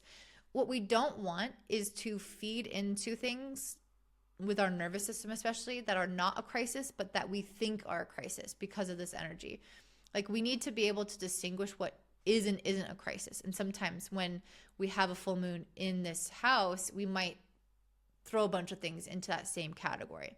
With Mars in the 3rd, opposite Uranus in the 9th, we need to have a very clear distinction of what deserves our time and attention, how we should express something. We want to be truthful, we want to be honest, but we also don't want to get into fights. We don't want to say things we don't mean. We don't want to act too impulsively, or in particular speak too impulsively. And that also goes with what we consume in terms of media and other things that are auditory. So there's a lot here around information and distinguishing what we need to be informed about, what we don't need to, what we need to communicate or don't need to, things like that. Okay, so the other thing to have fortitude is 8 of Wands, Ace of Wands, and then the 4 of Swords. So the 8 of Wands is when there is usually a lot of priorities that somebody has. Maybe life is moving very quickly, and that can often happen with Mars in the 3rd in general, and then you make it in an opposition with Uranus, and this is even more so, where you can be really pulled in a lot of directions, and you can have just so much going on, so overstimulated. And again, there can be a lot of information online and other things going on in life that crop up that maybe are like requiring immediate action. That's why I said, like, not everything is an emergency, but things here might genuinely require you to immediately go resolve the problem and put out fires, or jump on an opportunity before it gets wasted, that type of thing. So the 8 of Wands can feel like there's just a lot of action and a lot of stimulation, a lot of things that require your attention. So with the Ace of Wands and the 4 of Swords, I feel like it is saying that you can act on these things, like act on the inspiration when it strikes. You know, if there's that opportunity that is like, okay, yes, you got to say yes now, or it's lost, that might actually be a timing issue at this time, and you might need to be quick. So it's saying that you can act on those things, but the 4 of Swords is also an indicator that you can't act on everything. You also have to rest. You also have to have time for integration, for pausing. So I think this is a lot about prioritization, where you might need to be very quick to tackle something, very quick to dedicate yourself to something or say yes to something. But then again, there might be multiple opportunities or multiple things pulling on your time. And you have to kind of distinguish what's the priority, and make time for rest, make time for decompressing, because that's not going to just happen. I think we're going to have to intentionally carve that out. So that's another way that you're meant to create fortitude right now. Because again, everything can kind of feel like a crisis when the full moon's in the 8th house, and everything can feel like it needs to be handled immediately. Okay, so this full moon is about communication. I mean, not only communication, but that's a huge thing, and I've already talked about this. Just be really careful that you mean what you say and say what you mean, and that if there are other people saying things that are stressing you out or that are hurting you or whatever, maybe having a little bit more patience than you might naturally feel, having a little bit more resolve to disengage and to not, try to continue stirring that pot that somebody else stirred. That is the key right now, because it's not going to be worth it if you do go into it. So that is what I see for you, Libra. If that resonates, or if that's helpful for you, let me know in the comments down below. Don't forget to give me a thumbs up and subscribe. Hype the video, share with your friends, any way to support my channel. I am trying to grow, so I appreciate all of your energy in return. And I hope you guys have a beautiful day. Bye. All right, I'm going to say Scorpio rising and sun. So this Taurus full moon happening on November 5th is taking place in your 7th house of relationships. And I have been asking the cards, asking Spirit, what do you need to do to create a sense of fortitude in your life, especially a sense of fortitude in your relationships, to endure the ups and downs, to endure the uncertainties, to, move forward and persist despite life's natural ebbs and flows. And that's what a Taurus full moon is about. Taurus is about stability. It's about security, consistency, making small steps towards progress each day. And so I'm asking, what can we do to create that sense of fortitude? With Venus, the ruler of this moon, in your 12th, there might be a lot here around healing, letting things go, around recognizing when the past is influencing you, when you have maybe subconscious things influencing you, or even like programming from our family and unconscious programming from society, from those around us, influencing you. So part of how you might create fortitude is by looking at that Venus in the 12th of, hey, I'm recognizing that there's some pattern emerging here of the kind of people I'm attracting, of the kinds of relationship issues I'm having, of the kinds of expectations I have of people, that I'm not seeing someone clearly. There's a lot of ways that this can manifest. So, yeah. Okay. We also have Mars, your planetary ruler, in Sagittarius in your second house, opposite Uranus in the 8th. I will say there might be some kind of like sudden desire here to spend money, to be independent, to sell something. So you might be acting, you or someone else might be acting like a little bit more erratic when it comes to money right now. That's also possible. Or like one's independence versus relying on other people. I'll come back to any messages around that if it comes up again. Okay. So yeah, healing. Yeah, this is what I was getting from Venus being in the 12th and ruling this moon. There's something that you need to heal in regards to relationships. And I do think that you might not realize fully, or you might not, I don't know. That's often the case with 12th houses. Like we don't always see in a very obvious way what needs to be healed or what the pattern is. And hopefully this full moon will illuminate some of that. Will illuminate maybe where you've had fears or doubts or insecurities or the past, or these kind of cycles of self-sabotage or patterns or anything like that seep into relationships. This full moon is going to help you heal that and release that so that you're not repeating things again over and over again. We see also how you create fortitude. We have the World. This card is coming up for like everybody. So there's a lot going on here in terms of completion of cycles and success. We have the World and the Seven of Wands. So the Seven of Wands is somebody who is willing to fight for what they believe in. And this really pertains also to Mars in Sagittarius in your second house. You guys might be called right now to kind of stand up for something and fight for your belief in something. It could be fighting for your sense of security. It could be fighting for money. It could be fighting for self-worth. It could be fighting for independence. But there's something here, or even a value or a priority, things that you think are really important. Maybe you have to fight for that priority, fight for that value in order to make time for it, or in order to align with it in your life. But there's something here of like having to defend something or stand up for something related to that I'm talking about. And you're meant to be completing the cycle with that. So I'm trying to think of an example. Like, let's say your relationships want you to do something, or just like, let's say your boss or someone in your relationships want you to do something or spend time somewhere, but you have another thing that you want to do on your own, or you want to spend time somewhere other than what other people expect from you. You want to value or prioritize something else in your life. This is you having to take a stand here and put your foot down and make it clear that this is where the boundary is and this is what is prioritized. So there's something around that where you kind of have to defend your belief in your prioritization of something. Okay, that is partially how you can create fortitude, because I think you have to be authentic. You have to be in alignment with something in order to feel like the relationship is going well. You don't want people to infringe on what you think is best for you. The second way to create fortitude, we have the Chariot and the Hierophant.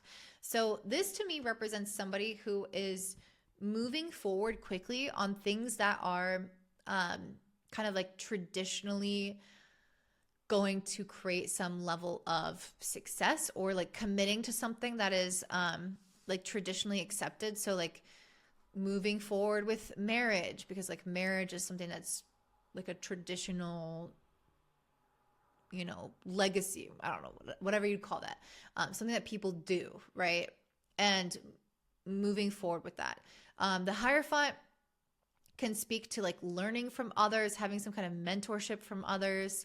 So there's something here where I feel like you can maybe get quite a bit out of some traditional institution or structure. So like going to a therapist, and that therapist is classically trained, or going to I don't know, let me pull another card around what is this Hierophant, because it just feels like somebody who's like taking care of business, somebody who's making sure that they are respecting all of the kind of rules or laws, that they're not missing any steps. They're really making sure that they dot their T's, cross their I's.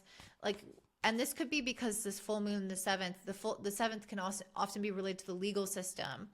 And so there could be something here around like making sure that you're doing everything by the book.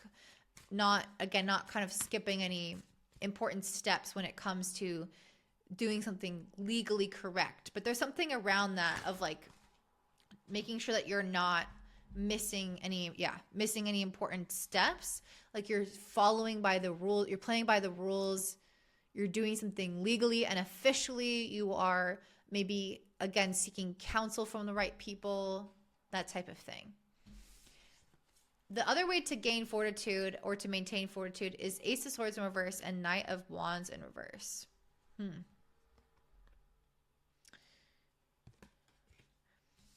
I almost feel like because these two cards are reversed and then we have the Ace of Pentacles and Four of Pentacles upright, there is something here around, it's funny because I feel like some of the other groups have had different messages from you, but for my Scorpios distinctly, I think this might have to deal with the sun being in your sign.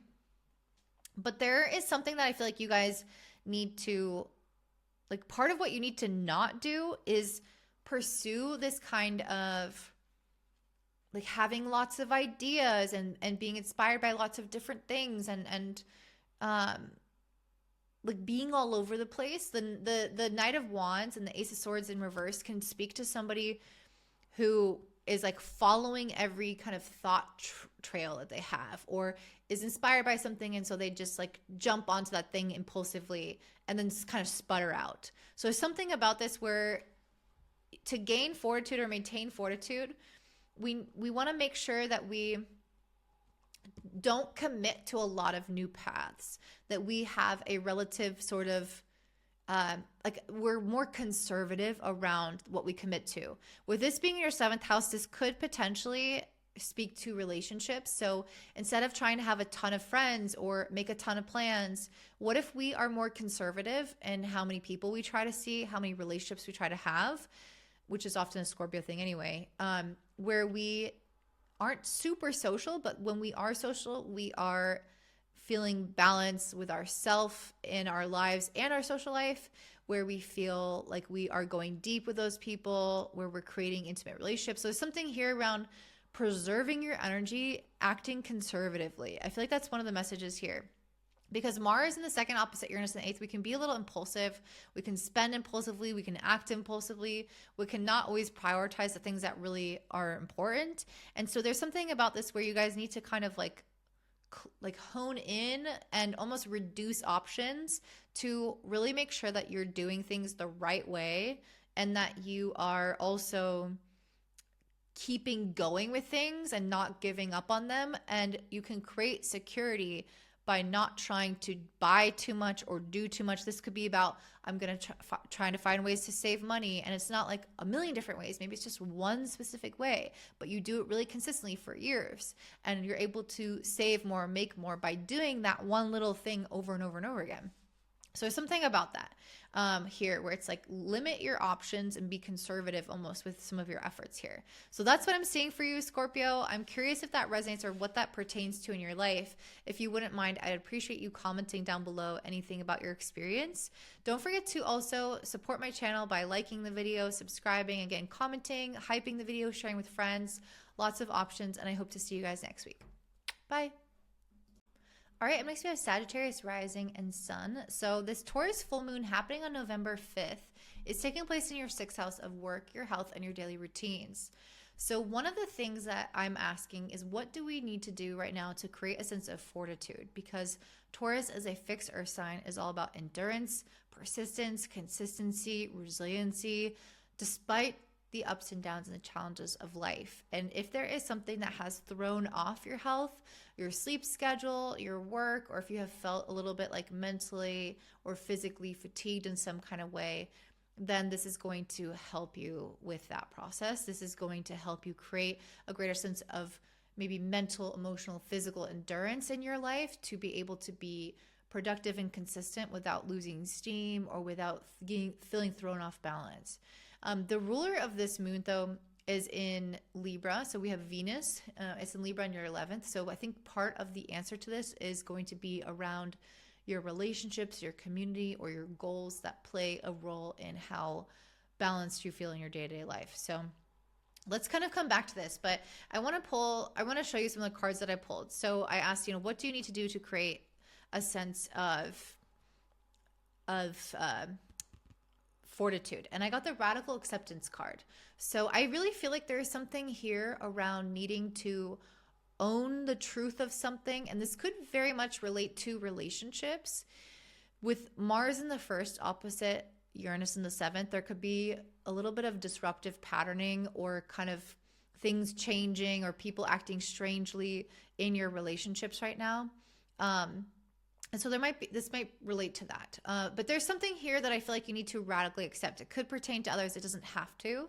But there's something, again, where if you can just accept that things are the way that they are, or that maybe things have happened the way that they've happened, and I think it's almost going to help you create this sense of peace around it. Because Mars in the first opposite Uranus in the 7th can indicate that there is tension with you and another person, or with the way that one person sees something versus the other person, and a need to create some kind of like freedom or rebellion against what that person is trying to impose on you, or how that person has affected you.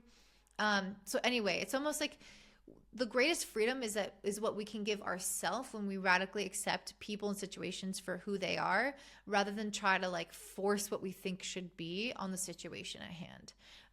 And so I see the 9 of Swords and the 4 of Wands. Yeah, there's something here around anxiety, around like the peacefulness of your home or your relationship. Like the 4 of Wands represents what should be like a celebration, or, you're about to come to your birthday too. But what you think should be the celebration, or what your emotional, your home life should look like, or your relationship should look like. You might be feeling this pressure, or putting this pressure on something, or getting anxious about something, where you're thinking, like you're, again, imposing certain expectations on yourself around what something should look like, or on others, for them to perform in some way in relationships. There's something going on here with that, where it's like, what if we just, again, radically accept the person or situation for what it is, and not resist what is, and not feed into, but also not feed into like fears of making something worse either. It's like a really measured way of looking at something objectively and truthfully, rather than making it bigger and worrying about it more than it needs to, or diminishing it completely. It's like, what if we just see it truthfully, but also not resist it and accept it? So hopefully that makes sense. It doesn't mean that you have to stay in the wrong situation for you, but it just means that you don't try to force something to work better or feel better than it does when it's not happening, if that makes sense. Letting something just be what it is, letting someone in the situation be what it is, without trying to maneuver all around it. And it's like, yes, you can decide to leave, you can set a boundary, you can engage with it in your way, but not maybe trying to influence the other person or thing to change. This could also pertain to relationships as well. Okay, so the next card, what can we do to create fortitude? We have the 8 of Swords, the Ace of Swords, and Page of Swords. So to me, this is talking about pulling at the thread of your anxiety. If you are overthinking something, if you're worried about something, or something is really present on your heart, on your mind, pull at the thread of what that is and explore it with curiosity. What's underneath that? Why is there an obsessive thinking about it? Or why do you feel blocked by this thing? What is it what is it bringing up for you? So there's something around this where it's like, we can create fortitude by freeing ourselves from recycling the same thoughts over and over again. And the only way to do that is by digging deeper to what that consistent and repetitive fear is actually warning us against, or trying to protect us from, I should say. So it's like, if you're really, really afraid, like let's say, I don't know, I'm going to make up some random example. Like let's say you're having an issue with, somebody at work, and they keep doing this one thing and it's really bugging you, and they're not going to change. It's your colleague or whatever, and you don't have a say over that, over how they are. Instead of obsessing about that, think a little bit more deeply around why that thing annoys you so much. What is it pushing on? What is it trying to teach you? And again, I'll kind of unravel or unspool that line of thought instead of just thinking the same irritating thought over and over again. Question it a little bit deeper. And then the last set of cards is we have the Nine of Pentacles, the Page of Wands, and the Seven of Cups. But this Seven of Cups came out upside down, which I felt like was significant. So the Nine of Pentacles and Page of Wands. So this is a full moon in the 6th house, which is a really productive house. So there might be something here around that. Yeah. Okay. So the Nine of Pentacles is somebody who can be really self-reliant. And the Page of Wands is somebody who's like a free thinker, a free spirit. They are, again, they're independent. They can follow their own curiosities. They're not being defined by society or by other people.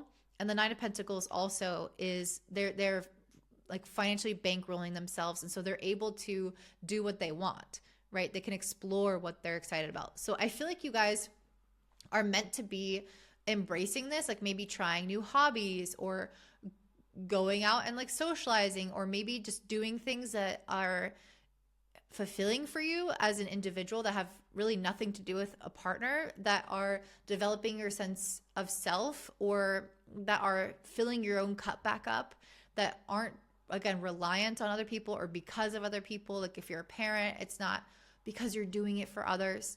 Because the 6th house, where this full moon is a lot about like service and sacrifice of the self. And I feel like with these cards being about fortitude and independence, I think it's saying that having service and self-sacrifice in moderation is really key, because sometimes we can overly devote our lives to others and neglect ourselves in the process, or we can overly seek to belong to something at the expense of our own unique like desires and our own aspirations.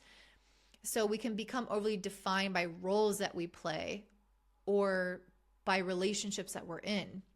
So something here of, you guys might not realize that at times with the Seven of Cups, with this coming out upside down, it's like you guys might not realize that you kind of, I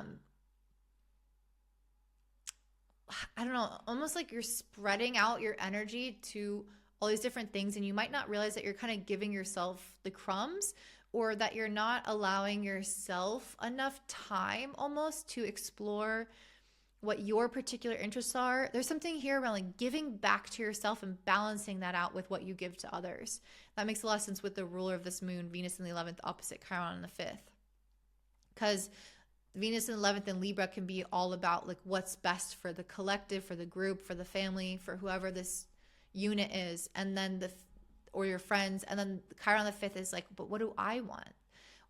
In a selfish way of like, what's best for me? And so the Seven of Cups can indicate that you might not realize that you're actually like don't have a lot of energy or focus left for the self because of how much you're doing for others. So I don't know. I feel like there's more that you can explore here to become more aware of what it is that you want. Yeah, I feel like some of you guys might not even know that you don't fully know what you want, or you haven't explored all the options of the things that you could be really interested in. So there's something here that, again, feels like underexplored, underdeveloped, underthought through in some type of way, where it's like, oh, you could try this hobby, but you haven't thought about it because you're so busy with this person or this thing. That type of energy. So that's what I see for you, Sagittarius. It seems like a lot around kind of taking things back for yourself and not focusing so much on others and trying to fix others or do for others or worry about others. It's like, what if I worry about myself? What if I do things for myself? What if I explore why I'm so worried about these things to begin with? Which brings the power back to the self. So a lot of self-focus here with this Taurus full moon in 6. And I hope that this is helpful for you. If it is, let me know in the comments down below. Don't forget to give me a thumbs up, subscribe, share with your friends, hype the video. Again, comment any way to help the channel. I am trying to grow it. So I appreciate your feedback or your support in that way. And I hope that you guys have a beautiful Halloween. Bye. All right, next we have Capricorn rising and sun. This Taurus full moon happening on November 5th is taking place in your 5th house. And Taurus is all about creating a sense of security. And in particular, I feel like this Taurus full moon is asking us, how can we endure? How can we create a sense of maybe consistency, keep going with something despite the difficulties? And one of the questions I'm asking the cards is, how do we have a sense of fortitude?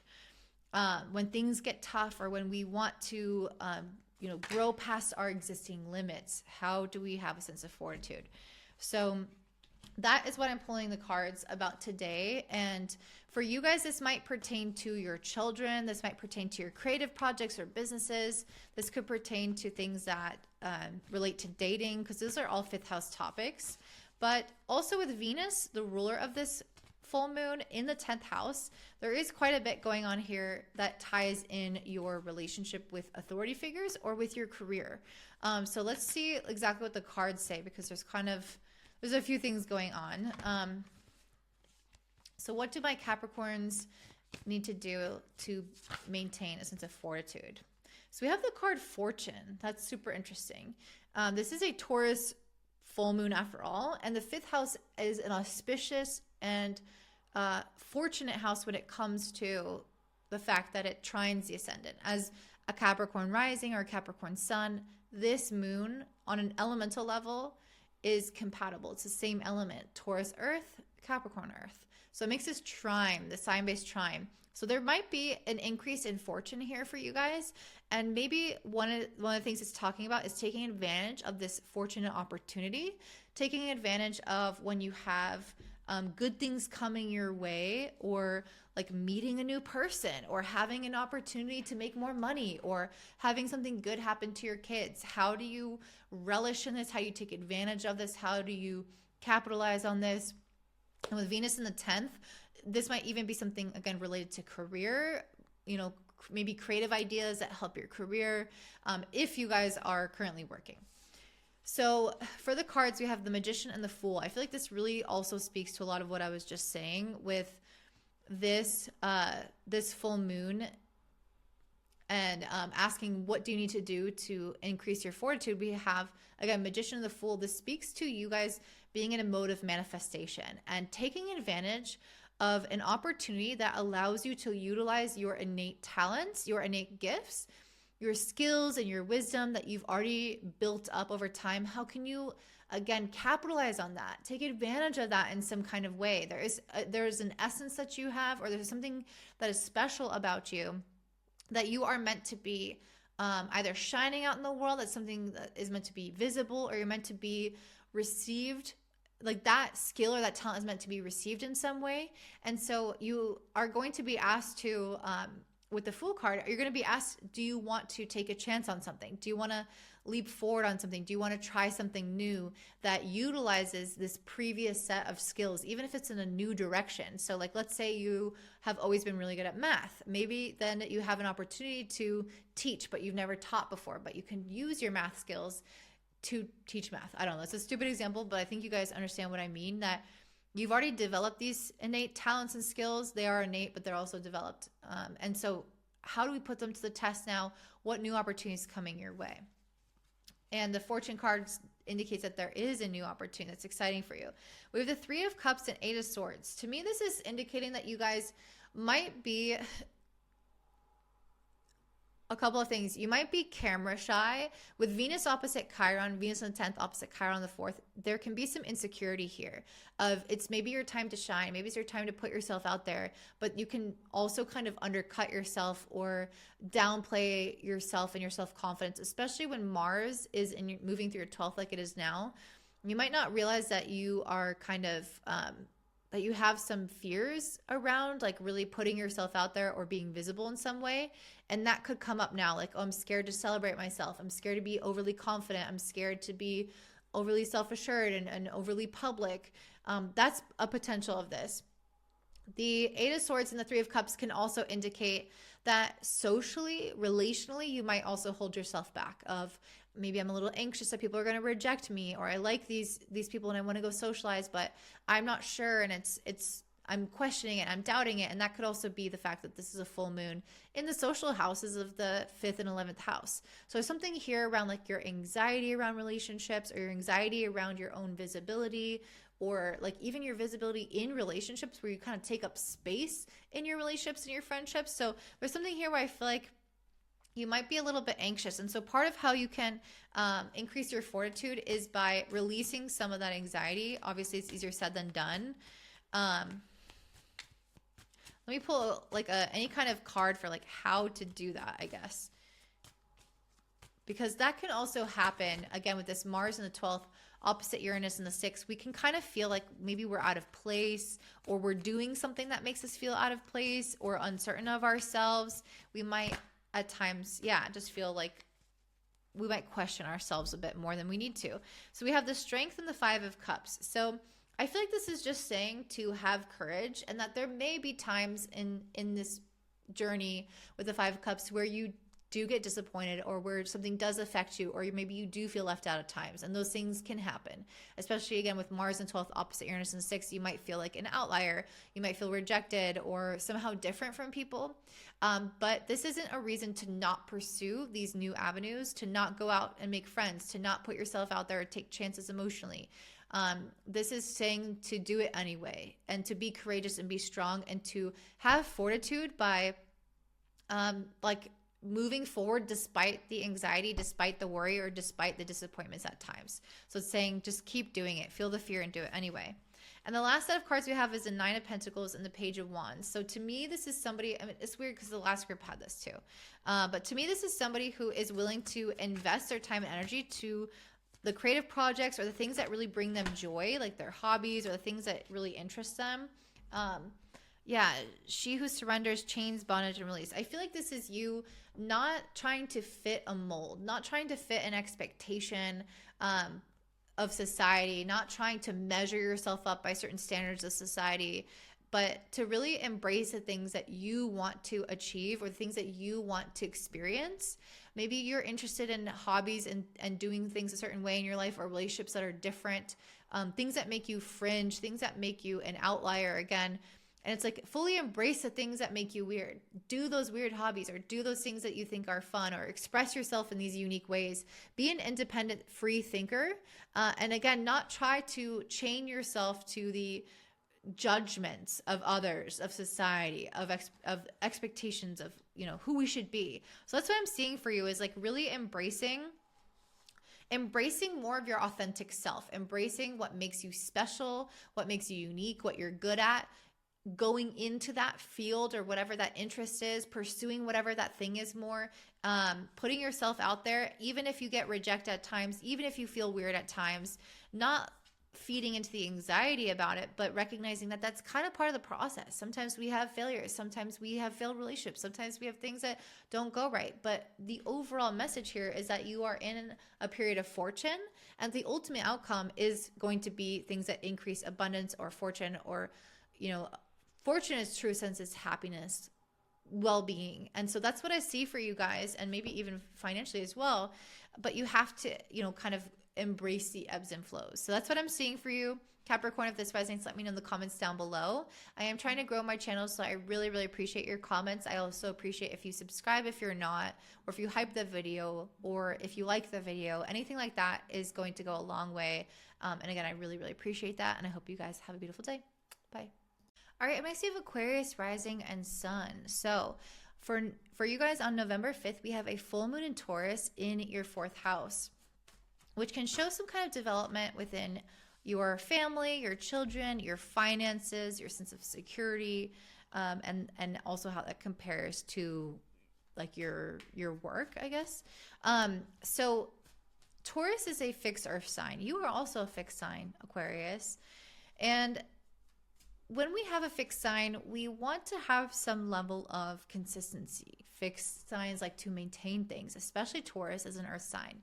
And so what I'm asking for this full moon is, what can you do to create a sense of fortitude and endurance and persistence despite the ups and downs? How can you maintain something, consistently pursue something despite life's challenges? So with this full moon being in the 4th house, it could relate to something within your family, like I mentioned, or something within your finances, or even emotional security as well. The ruler of this moon, Venus, is in your 9th, so it could be related to something that concerns growth or like religious beliefs or just like optimism. But we'll see once we get all the cards out here what direction this is going in. Okay. So anything else, Spirit? I'll just pull a few more cards. No. Okay. So we have the 6 of Pentacles in reverse, 7 of Wands upright, and King of Wands upright. So the 6 of Pentacles in reverse typically indicates when we are spending too much, giving too much away, not having a good balance between like what we earn and what we spend, or what we give others versus get back. When it's upright, we have a really good balance. We feel generous. We feel like we are giving our time, energy away, and we're getting that reflected. So with this in reverse, it feels like there's maybe a need here to pull back a little bit, because it's possible that you guys could be overdoing, overgiving, overextending, or spending too much.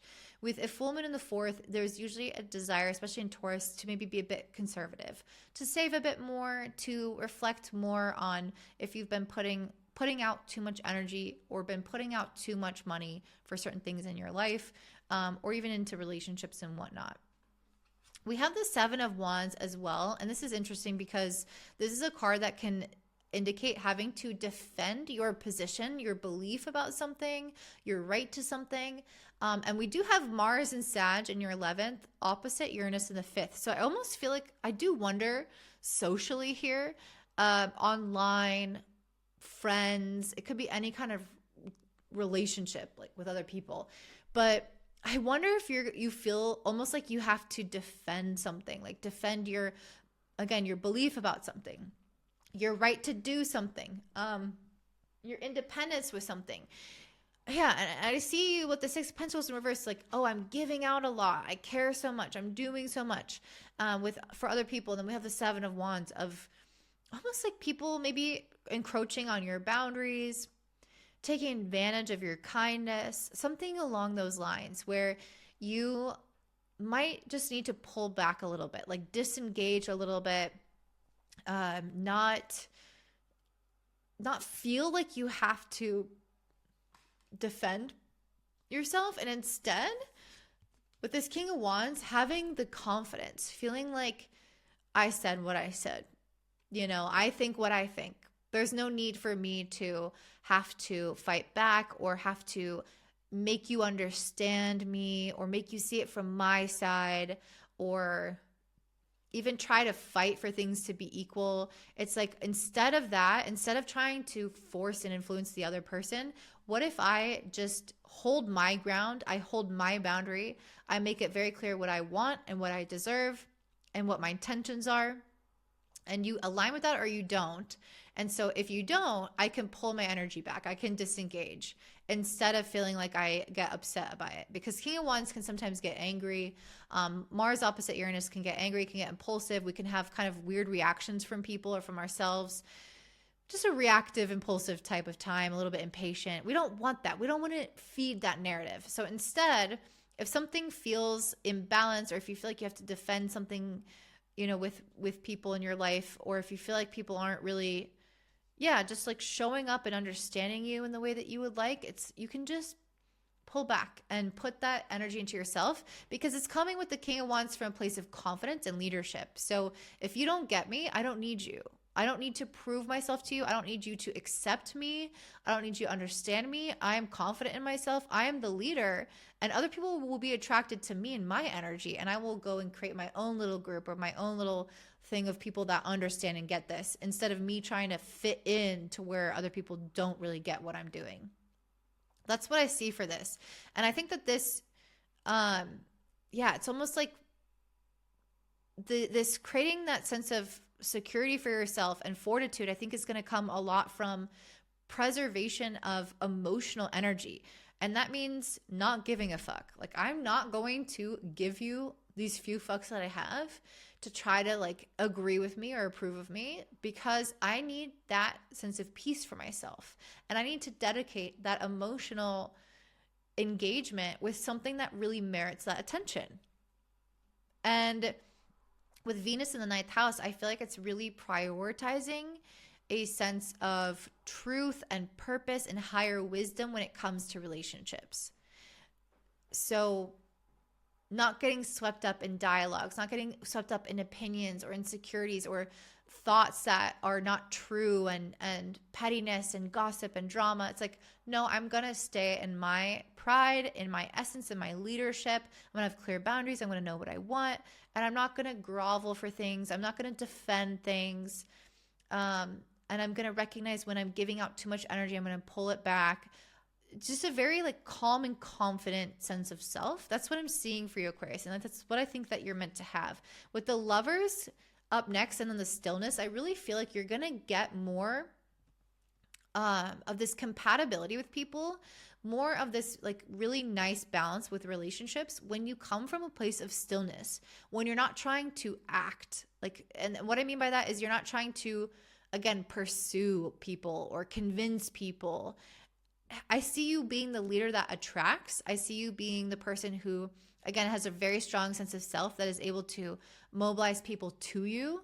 And so it's not so much like a pulling, grabbing, like a desperate energy, a convincing energy. It's more so of this place of quiet, calm centeredness. I know myself. I have time by myself to reflect on who I am and what I value, what matters. And from that place, I act and make decisions and am warm and open. And the right people who align with that will magnetize to me. And I don't need to try to force or convince anything otherwise with the wrong people who don't give or who stress me out or whatever. So this feels quite social, which is interesting because a full moon in the 4th house isn't really necessarily like a social placement. But there's something here around being like really self-assured that I think relates to the 4th house, of being very emotionally stable and of taking care of your home, taking care of your inner world and your sense of security, so that you don't feel like you need to go out and find a place of belonging outside of yourself because you're at home in who you are. So that's what I see for you, Aquarius. If that resonates, let me know in the comments down below. I am really trying to grow my channel, so I would appreciate any support you have by subscribing, by commenting, by hyping the video, liking the video, any of the above. And who knows how many more options YouTube is going to add, because that seems like enough to me, and yet they are still adding some. So let me know if you liked this or appreciate this, and I hope that you guys have a beautiful day. Bye. All right, and last but not least, we have Pisces rising and sun. This Taurus full moon happening on November 5th is taking place in your 3rd house. And so what I'm asking the cards, Spirit, is basically, what do you need to do to create a sense of fortitude? Because Taurus is a fixed earth sign. It wants stability. It wants consistency. It wants the ability to endure and persist despite the changes in life and the difficulties of life. And so we all need to have this kind of inner sense of fortitude in some area of our life right now.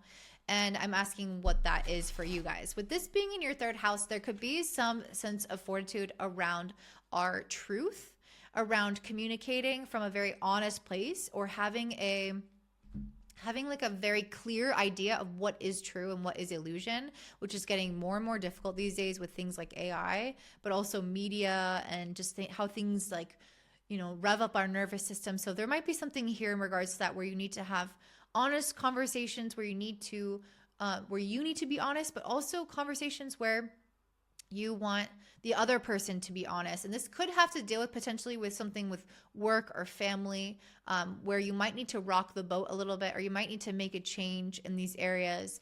and you need to be having like honest reflections about how you feel or about what you want or what direction you're going in. But with the secrets in reverse and truth upright, I feel like you could be revealing some secrets. You could be revealing the truth of a situation or having an honest, like sharing something honest with somebody that you might have kind of had in your heart for a while. It could also indicate where somebody is doing that with you. And so you're having these honest conversations and clearly communicating about something. And so the fortitude here, I think, is having the willpower in a way to maybe say something that is not always comfortable, or being open-minded to the truth when it comes to you. Something about this where it's like you're not trying to distort something or hide something or hide from something, and you're just being really open and honest. With the Six of Swords and the Seven of Wands, this to me indicates that you're kind of standing your ground. The Seven of Wands to me is somebody who holds their position. They are committed to what they believe. They're committed to what they know. And I'm seeing this a lot with Mars in the 10th opposite Uranus in the 4th, Mars and Sag opposite Uranus and Gemini. There's something here around defending your position, not so much like that you have to prove yourself, but more so from a place of boundaries, like holding your own with something. And with the Six of Swords, I see this bringing you to a more peaceful resolution of, again, being clear on what your truth is with something, and feeling like the truth sets you free in a way. Like I am standing by something, and maybe I have to give bad news, or I have to talk about something difficult, or I have to make a hard decision and it's stressing me out or it's stressing them out. And maybe I have to negotiate something with somebody and it's a little bit, whatever. Maybe we're discussing some secrets, or I'm sharing something difficult, or you're sharing something difficult. Something like that's going on. And I see you like heading into that, like going into that head first, being direct, being open, transparent, and just doing the hard thing, having the hard talk, and being, again, transparent. And with the Six of Swords, that leading you into calmer waters, that leading you into a place of like, I finally got that off my chest. I finally had that hard talk, or made that hard decision, or faced some kind of truth that I was having trouble facing, or whatever that is. Like, and feeling like, okay, now that I've been really resolute and clear on this, now I feel a sense of relief. So that's how you can create fortitude. I also have Queen of Cups, 10 of Wands, and then the Death card. So I feel like you guys really need to trust your own instincts right now, especially with the ruler of this moon, Venus, in your 8th house currently. There's something here around needing to like trust your sixth sense with things, your intuition, your emotions. Really lean on those right now. Especially when it comes to knowing what you are ready to let go of, because you're going to feel tired by something, or you're going to feel like you reached the end of the rope with something in your life, and you're going to know that it's time to move on. And you can trust your own instincts with that. And even if people push back or there's a lack of understanding, I feel like you are going to come to a place where you're at peace with this. And it's saying to really, again, kind of go with the flow of your emotions, your intuition, be honest with yourself, and then about the things that are draining you and about the things that have finished their chapter, and then let it go with a Death card. Or if it's not letting it go, be willing to transform it or change that thing. There's just something in your life that like, instinctively has reached its limit or needs to alter in some way. And you're at that place and admitting that to yourself, trusting that that needs to change or needs to end, and then actually embracing that. Because Venus in the 8th wants a sense of transformation and rebirth and ending. Often planets moving through the 8th have some sort of ending. So like a relationship ending, and investing our time into someone or something ending, because we're like, okay, I can't keep doing this, or I just don't have the capacity. Maybe I'm really stressed. Maybe I'm overburdened, things like that. And again, instinctively, because of how drained you feel, that you don't have the capacity for something anymore. So is there anything else, Spirit, that I missed? Because this was like really short for you guys, but that reading around fortitude feels quite clear here. Anything else, Spirit, that I missed for how to have fortitude at this Taurus full moon? I keep saying new moon. Okay. I'm just going to pull one other card. Let me do this step, just to add an extra layer of meaning since yours is shorter. Any last piece for Pisces?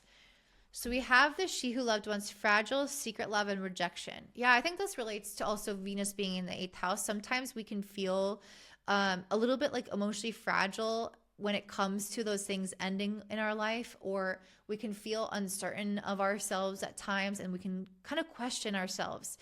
This could also be like, I'm scared of rejection. If I disappoint somebody, or if I let them down, or if I rock the boat, I'm scared of how that's going to affect the relationship. Or maybe I don't want to be honest with somebody because of this, or maybe someone's honest with me and I feel fragile and rejected because of their way of speaking to me. So this is going to be something that you might have to face, but it doesn't mean that that should hold you back from your truth.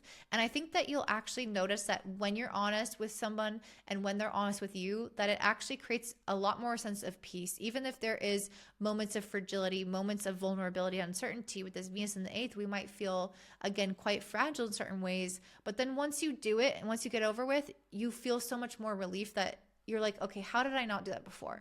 So that's what I see for you, Pisces. If that resonates, let me know in the comments down below. If you enjoyed this, I am trying to grow my channel, so I would appreciate a like, a subscribe, again, a comment, hyping the video, sharing it with your friends, anything like that. Again, I'd really appreciate it, and I hope that you guys have a beautiful day and a happy Halloween.